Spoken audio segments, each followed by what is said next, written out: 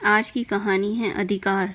बेताल विक्रम से बोला, विक्रम, मैं समय काटने के लिए तुम्हें एक कहानी सुनाता हूँ। सुनो, पर मेरी एक शर्त है कि कहानी सुनकर तुम्हें निर्णय देना है। याद रखना विक्रम, यदि जानते बूझते तुमने उत्तर ना दिया तो तुम्हारे सिर के टुकड़े टुकड़े होकर बिखर जाएगा। विक्रम खामोश रहा। वह जानता था कि इधर उसने मुंह खोला तो उधर बेताल गायब। विक्रम के किसी उत्तर की प्रतीक्षा किए बिना उसने कहानी सुनानी आरंभ कर दी। मगध देश की राजकुमारी अद्वितीय सुंदरी थी। जैसी वह रूपवती थी वैसी ही गुणवती भी थी। उसके युवा होने पर एक से एक गुणी राजकुमारों के रिश्ते उसके लिए आने लगे, मगर उनमें से किसी भी रिश्ते को राजकुमारी ने स्वीकार नहीं किया। धीरे धीरे समय बीतने लगा और राजकुमारी की माँ को चिंता सताने लगी कि बेटी हर रिश्ते को क्यों ठुकरा देती है। आखिर इसके मन में क्या है? उसने पूछा, बेटी तू हर रिश्ते को क्यों ठुकरा रही है? माँ, इनमें से कोई भी वर मेरे योग्य नहीं है। मगर बेटी, तुम्हें कैसा राजकुमार चाहिए? जो राजकुमार शक्तिशाली और पत्नी की रक्षा करने में समर्थ होगा, मैं उससे विवाह करूंगी। मगर बेटी, तुम्हें जितने भी राजकुमार दिखाए गए हैं सब एक से बढ़कर एक हैं। ये सब बेकार है माँ। तुम इनकी परीक्षा क्यों नहीं लेती? ठीक है। कुछ समय बाद एक राजकुमार शादी का प्रस्ताव लेकर हाजिर हुआ। राजकुमारी ने उससे पूछा, तुम में क्या विशेष गुण हैं जो मुझसे विवाह करना चाहते हो? मैं त्रिकालदर्शी हूँ। मैं किसी का भूत, भविष्य, वर्तमान ठीक बता सकता हूँ। ठीक है, आप अतिथि गृह में ठहरिए और विश्राम कीजिए। राजकुमारी ने कहा, हम सोचकर तुम्हारी बात का जवाब देंगे। कुछ दिनों बाद दूसरा राजकुमार शादी का प्रस्ताव लेकर हाजिर हुआ।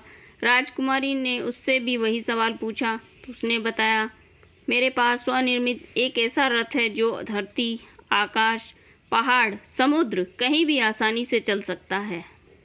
राजकुमारी ने उसे भी अतिथि गृह में ठहरा दिया। इसके बाद एक राजकुमार आया। उससे भी वही सवाल किया गया। उसने बताया, मैं तलवार चलाने में धनी हूँ। मेरा वार कभी खाली नहीं जाता। राजकुमारी ने उसे भी अतिथि गृह में ठहरा दिया और अपना निर्णय देने के लिए एक दिन निश्चित कर दिया। निश्चित दिन पर तीनों राजकुमार राज दरबार में उपस्थित हुए।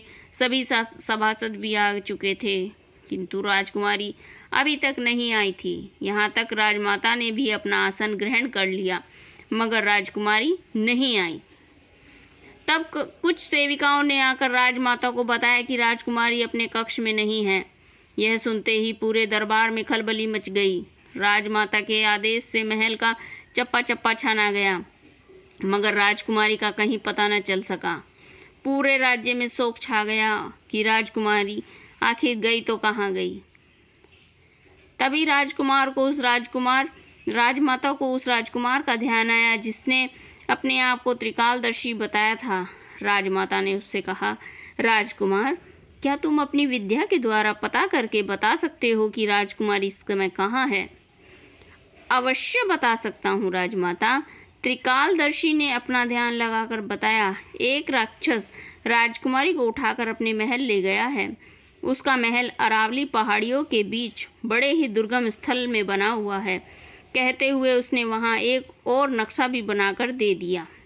रथी राजकुमार उदयवीर ने अपना रथ तैयार कर लिया और तलवारधारी राजकुमार धनंजय ने अपनी तलवार म्यान से निकाल ली। फिर राजमाता की आज्ञा लेकर तीनों राजकुमार उसी महल की ओर चल दिए। त्रिकालदर्शी ने राक्षस राजकुमारी को यातनाएं दे रहा था। वे तीनों राक्षस पर हमला करके राजकुमारी को मुक्त कराने के लिए चल दिए। कुछ समय पश्चात वे राक्षस के महल पर पहुंच गए और राक्षस को युद्ध के लिए ललकारा। राजकुमार धनंजय की तलवार के सामने एक पल भी न ठहर सका और मारा गया। राक्षस की मृत्यु के साथ ही उसका मायाजाल भी समाप्त हो गया। उसके महल आदि सब गायब हो गए। तीनों राजकुमार राजकुमारी को वापस राजमाता के पास लेकर आ गए। वापस आने पर वे तीनों राजकुमार राजकुमारी पर अपना अपना दावा करने लग गए। त्रिकालदर्शी का कहना था, यदि मैं अपना गणित लगाकर यह न बताता राजकुमारी इस समय कहाँ है तो वो वहां तक नहीं पहुंच सकते थे, इसलिए राजकुमारी पर सिर्फ मेरा ही हक है। उदयवीर का दावा था, अगर मेरे पास ऐसा करामाती रथ न होता तो किसी भी सूरत में राक्षस तक नहीं पहुंच सकते थे। धनंजय का कहना था, राक्षस को मारकर राजकुमारी को सुरक्षित वापस लाना असंभव था। यह काम मैंने किया है, इसलिए राजकुमारी पर सिर्फ और सिर्फ मेरा अधिकार है। राजा विक्रम, बेताल ने कहा। उन तीनों का तर्क अपने अपने स्थान पर सही था। तीनों ने महत्वपूर्ण कार्य किए थे। राजकुमारी ने जब इस विषय में पूछा गया तो उसका कहना था कि वे तीनों के एहसान तले दबी है, वे तीनों ही कोई निर्णय करें। विक्रम, अब तुम ही बताओ, राजकुमारी पर किसका अधिकार है? विक्रम ने कहा, मेरे मत के अनुसार तो राजकुमारी पर धनंजय का अधिकार होना चाहिए। बेताल ने पूछा, कैसे? धनंजय का अधिकार क्यों होना चाहिए? विक्रम ने कहा, क्योंकि वह शक्तिशाली है। धनंजय ने ही राक्षस को मारकर राजकुमारी को उसके चंगुल से आजाद कराया है। राजकुमारी को ढूंढना असंभव नहीं था। 2-4 दिनों बाद उसका पता लग जाना ही था, मगर बड़ी बात है राक्षस को मारना, इसलिए राजकुमारी पर धनंजय का ही अधिकार है। तुम ठीक कहते हो राजा विक्रम, तुम्हारा न्याय सही है, कहकर बेताल एकाएक उसके कंधों से उठकर हवा में तैरने लगा। विक्रम ने अपनी तलवार निकाली, लेकिन तलवार उसे छू भी नहीं सकी।